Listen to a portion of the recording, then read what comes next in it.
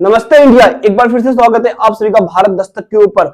आपको पता है बहुजन समाज की राजनीति खत्म हो जाएगी अगर ऐसा ही चलता रहा।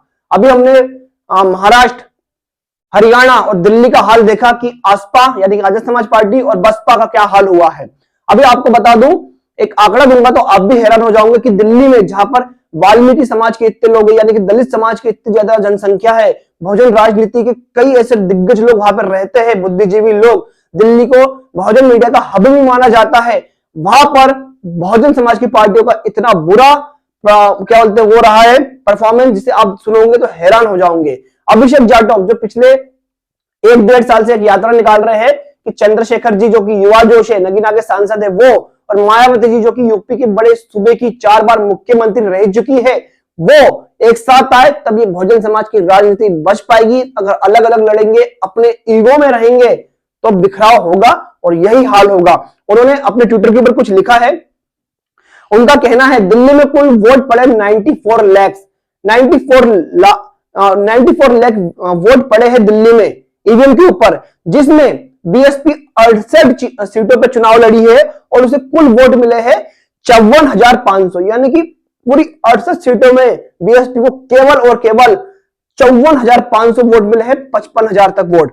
वही एएसपी आजाद समाज पार्टी 15 सीटों पर चुनाव लड़ी है और इसे टोटल दिल्ली में मिला है 9,017 वोट, यानी कि दोनों ही असपा और बसपा की जमानत बहुत बुरी तरीके से जब्त हुई है दिल्ली की सीटों पर। असपा की 15 सीटों पर और बसपा की 68 सीटों पर जमानत जब्त हुई है, जहां पर दलितों की जनसंख्या अच्छी खासी है। 70 में से 12 सीटें दलित बहुल है और अनुसूचित जाति के लिए रिजर्व सीटें हैं। वहां पर यह हाल हुआ है बसपा और असपा दोनों का। मैं किसी एक को टारगेट नहीं करूंगा क्योंकि हम दोनों से सवाल पूछना चाहते हैं, मैं भी और आप भी। और अभिषेक जाटव पिछले कई सालों से 2023 से 23 जुलाई से उन्होंने लिखा है कि मैं अंबेडकर को साक्षी मानकर ये यात्राएं निकाल रहा हूं महाराष्ट्र, भोपाल, यूपी, दिल्ली में, कि दोनों समाज के नेता अनुभवी मायावती जी, युवा जोशील नेता चंद्रशेखर जी एक मंच पर आए तब ये बहुजन राजनीति बच पाएगी और कुछ हो पाएगा। और आपको एक सीट का हाल बताता हूं, गोकुलपुर की एक सीट है जहां पर चंद्रशेखर जी के अरविंद कुमार आजाद समाज पार्टी से थे, इनको टोटल मिले हैं 3,086 वोट। यही सबसे बड़ा आंकड़ा रहा है। दोनों असपा और बसपा में सबसे ज्यादा जो बहुजन पार्टियां है उनमें सबसे ज्यादा वोट लेने वाली यही सीट रही है, जिसमें 3,086 वोट अरविंद कुमार को मिले हैं। और यहाँ पर बसपा को कितने वोट मिले हैं? 2562 वोट, यानी कि सबसे ज्यादा अगर किसी सीट पर वोट मिले हैं बसपा को तो ये 2562 यहां पर मिले हैं और ये अरविंद कुमार को मिले हैं गोकुलपुर सीट के। यानी कुल मिलाकर ये है कि सभी सीटों पर इनका बुरा हाल रहा है और चंद्रशेखर को तो एक सीट पर ही 3,000 वोट मिल गए और टोटल जो 14 सीटें बचती है तो वहां पर फिर 14 सीटों में उनको केवल 6,000 वोट मिला है। तो आप ये अंदाजा लगाइए, जो मैं आंकड़े बता रहा हूं ये बहुत विचलित कर सकते हैं, बहुत सोचने पर मजबूर कर सकते हैं बहुजन राजनीति चलाने वाले नेताओं को।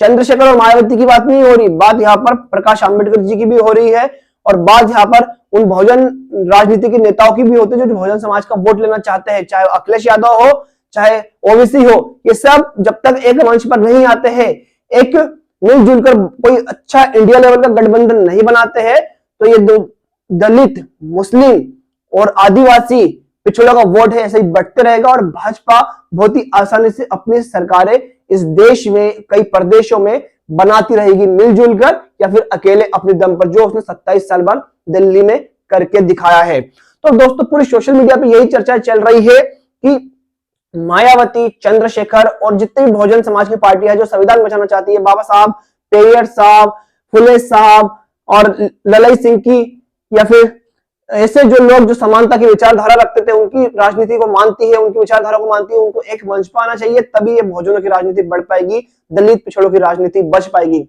आप इस बात को लेकर क्या कहना चाहते हैं?